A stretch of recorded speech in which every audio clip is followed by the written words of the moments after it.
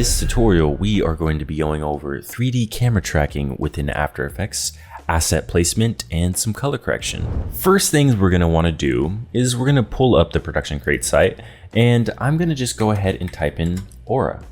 And as you can see, we have a lot of choices here to choose from. So we're going to go ahead and grab some of these. All right, I'm going to go ahead and import a few of these assets. First thing you're going to want to do is when you see your footage, you can right click pre-compose and move all attributes into new composition. But I've already done that. So from here, we're going to want to make sure our resolution is at full for here. And we can go ahead and put on the 3D camera tracker effect. And we're just going to go ahead and let it do its thing. Find a point where it looks like the ground is nice and flat. Let's create solid in camera, and we'll create one right here. We'll create one right there. Yeah, that's pretty good. We'll hit play, and it's looking like we have a decent camera track now. Let us go ahead and get started with placing our assets. Let's go ahead and find a nice aura effect. Let's start with this one. So what I can do is drag this asset onto our timeline here, and I can hit S and kind of scale it and position it, and I can set the whole layer to screen. And by this point, I can go ahead and set my resolution to half because we don't need to see it in full quality anymore. And another thing we can do to kind of help see our assets better is on our base footage, we can kind of just lower the brightness with the curves just a little bit. For this asset specifically, it's definitely seeming like this would be when I throw my arms down here to kind of power up the aura effect right here. So I can drag it over here and see if the timing's good. Yeah, I think that's pretty good. So what I can do now is hit the 3D button, and then I can go ahead and hit this motion blur button as well. And I can hit Y and bring this anchor point down to the base of the asset. Then I can hit V again to go back to my cursor. What this does is now when I scale it, it will scale from that anchor point or even rotate it. So it's helpful. It definitely helps a lot. Let me go ahead and move it up just a little bit more. There we go. So now that it's a 3D layer, it's not in the right 3D position. So here is where the 3D camera track comes into effect. So I can just go to my footage layer and hit the camera tracker and find a point where the asset should be. So I can create a solid there, and that should stick to the ground nicely. So what I can do is grab that solid, make sure it's selected, hit P, and you see the position here. I can select the position and hit Control C.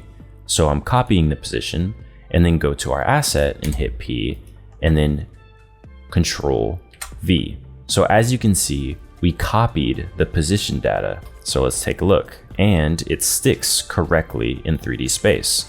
But we're just gonna have to make it bigger, and we can kind of move it here a little bit. So we can take a look. And as you can see, it is now fully stuck in place. Real quick, I can go ahead and grab another one. This one looks really cool. So cool thing is I have it selected. I can select my layer that we already placed and hit Control D. And what that does is it duplicates it. And I can turn off the original one here, and I can make sure this is selected, and I have my new asset here. And what I can do is hold down Alt on your keyboard and drag click there. And what that does is it replaces the asset. So we already have the position data in right there. Because if I hit P, it's all there. And it'll even copy over any effects you have. But since we didn't have any yet, it didn't. So I can just kind of drag this into position to my liking. Ooh, I kind of like that. This whole process here is placing, and then after we'll get into coloring and making everything look pretty. I would like to have a little burst of energy when I lift my hands up there. Let's go ahead and drag it into our timeline here. And I can move my anchor point with Y and hit V again. So now I can control it from that anchor point. So it's a little easier. I'm gonna set it to screen, and then I'm gonna pop open the position, and I can grab the position of this track solid and paste it to my asset. Oh, first it has to be a 3D layer. Let's go ahead and do that again. There we go. Then I can scale it up, make it bigger. And let's see the timing here. Probably needs to be a little bit to the side there. Right here, it seems to be a nice constant. So I'm gonna go ahead and do our replacement method. So I'm just gonna duplicate it, drag this over, and I'm pretty sure I wanted the flare at 20. I'm going to make sure both are selected. I'm holding down my Alt key, and then I'm just gonna drag it over top. So that should have replaced it. One thing that we could do as well is we can right click this asset, time stretch, and then we can kind of set this number higher to like 150. So what that does is that slows down our asset, but it's looking a little choppy now. So what we can do is click once here and then click another time. And what that does and turns on frame blending right here.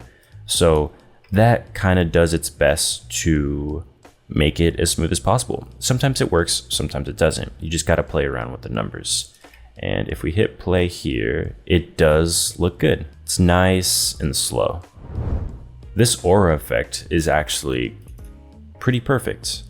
So let's go ahead and drag this in. And I don't think we need to solo anything anymore. And let's go ahead and scale it down, move our anchor point just like usual. Let's make it a 3D layer, make sure motion blur is enabled, hit P, and we can just copy the position of any one of these over. Scale it up, move it off to the side to the correct place. And as you can see, it's now in place and it looks good. Cool thing is about ProductionCrate assets, most of these Aura type Filia assets, if it has the word looping in it, that means it can go on forever. So what we can do is select our asset here, right click, interpret footage, main, and what we can do is this loop here, we can set this to a higher number, like 10. So what that does is it extends our clip, it keeps looping it, so we can drag our clip to make it longer. And if we solo it, it's just gonna keep going because it's looping. It is going a little bit too fast for my liking. So what we can do is do the same thing, right click, time stretch. Let's try 200. Let's see how that looks. Turn on frame blending there by double clicking that. And let's see how it goes. Let's go ahead and solo it so it's just a little bit faster. Yeah, that looks good. And since a lot of these assets are also in 60 FPS, you can kind of slow them down to your liking. And let's try and do something. We can put a curves here and maybe go to the alpha. Yeah. Set a keyframe to the curves, go to the end of the shot, and let's crush the alpha right here. So it slowly kind of dissipates. And then we can do the same thing here. Set a keyframe right there, go over here to crush that a little bit. And then I can hit Alt left bracket to trim my footage right there for where my cursor is. That's pretty nice. Let's go ahead and type energy and see what pops up. All right, I'm gonna go ahead and drag over 3 that I really like. And let's go ahead and turn off the visibility of our assets that we already placed. And let's double click here and let's see what it's looking like. Let's use this blue one right here. Make sure it's set to screen. And what we can do is click and shift click the rest. These are our ground assets we place, and we can kind of make them a different color just so we can not be as confused, be a little bit more organized. So for this asset, I'm gonna switch the anchor point like we discussed, and then I can rotate it, and then I can right click, time stretch, and instead of a bigger number, we can make it a smaller number, like 50. So what that does is it makes it faster. It's like very bursty now. Make it a 3D layer, like so. Pop open the position. We can just grab any one of these assets and grab the position of that, open up the scale it up.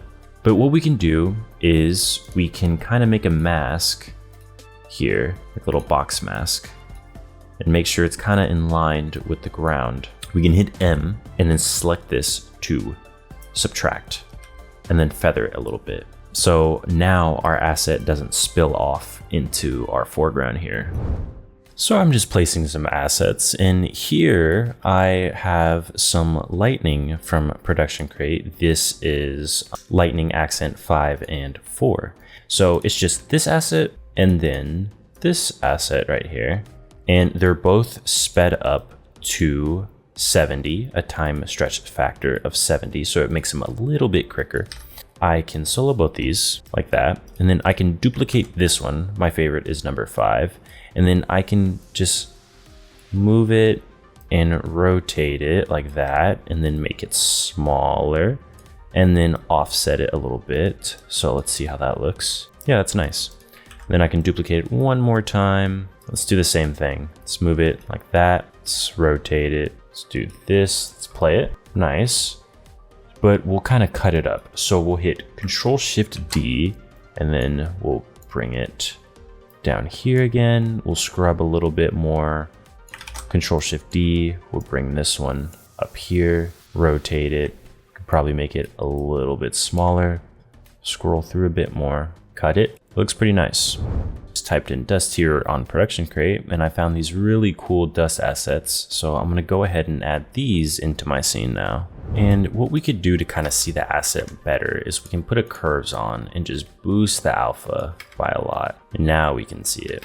And then we can take a tint, and then we can kind of take it to about 30% so it's not so saturated. So it kind of matches our footage more. Okay, I think I've added enough assets for now, and this is what it's looking like. Pretty cool. Let's go ahead and select all of our energy, but since it's a 3D camera tracked scene, we need the camera, or else these assets aren't gonna know where to go. So we're gonna duplicate the camera with Control-D, drag it up there, and then with that camera duplicate selected and all of our energy assets selected, we can pre-compose it and then call it energy comp. Just like that, and then make sure it's set back to screen. So we still have our energy and we still have it's already positioned. So if we solo it, it looks like this.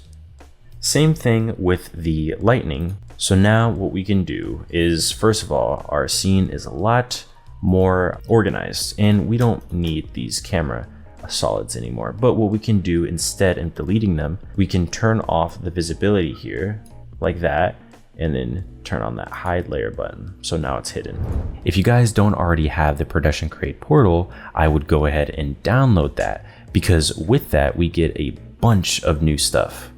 Once it's downloaded and once you log into your account, it brings you to this page and it's very straightforward. As you can see, I'm going to be using the Forge suite and it is currently installed, and it's as simple as just hitting the download button, and I can even reinstall it. It's very simple to use.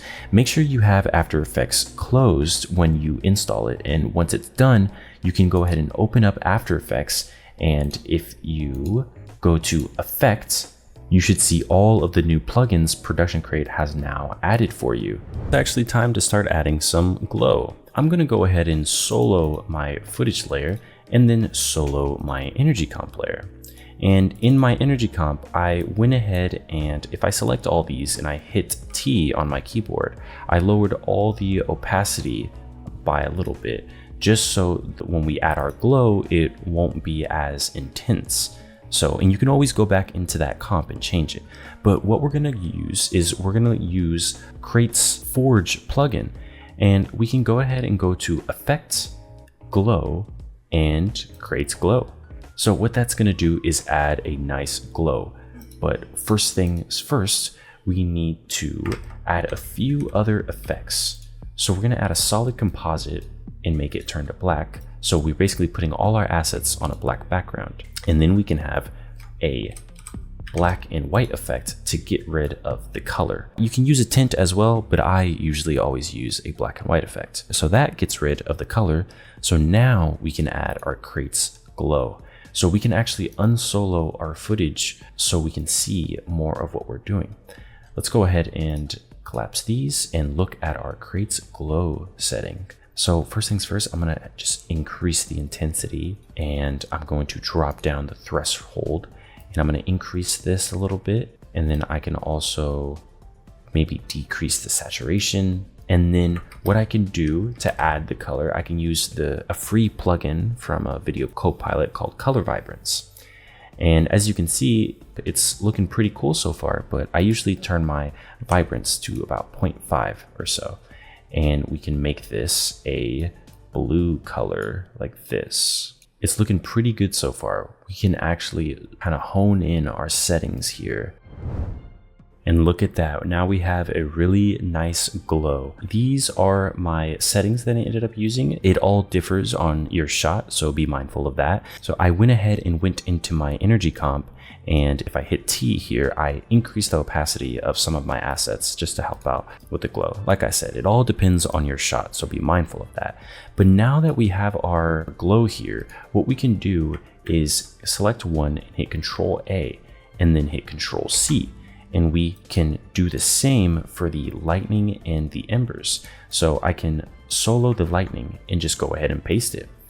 And since it is a little bit different than our energy comp, I can kind of tweak the settings here. I can go ahead and turn down the Luma threshold, and I can make my lightning have a really nice glow, just like that.